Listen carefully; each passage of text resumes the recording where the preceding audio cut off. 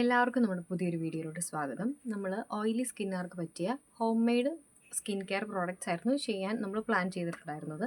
അതിൻ്റെ ആദ്യത്തെ സ്റ്റെപ്പായിട്ട് ഹോം മെയ്ഡ് ആയിട്ടുള്ള ഓയിലി സ്കിന്നുകാർക്ക് പറ്റിയ ഫേസ് വാഷ് നമ്മൾ പ്രിപ്പയർ ചെയ്തായിരുന്നു കഴിഞ്ഞ വീഡിയോയിൽ. അത് കണ്ടിട്ടില്ലാത്തവർ ചെക്ക് ചെയ്ത് നോക്കുക.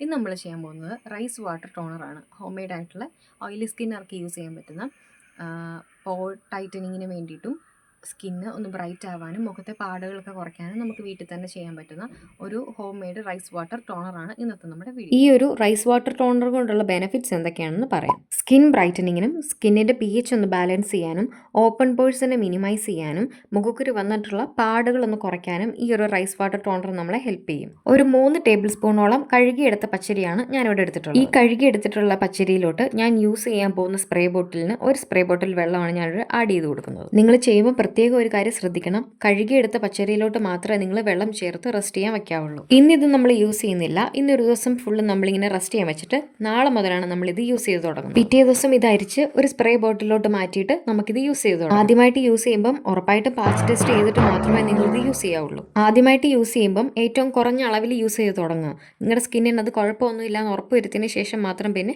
അതിൻ്റെ ക്വാണ്ടിറ്റി കൂട്ടി കൊണ്ടുവന്നാൽ മതി. നിങ്ങളുടെ ഒരു ഓയിലി സ്കിൻ ടൈപ്പ് ആണെങ്കിൽ ചാനൽ എന്തായാലും ചെക്ക് ചെയ്ത് നോക്കുക.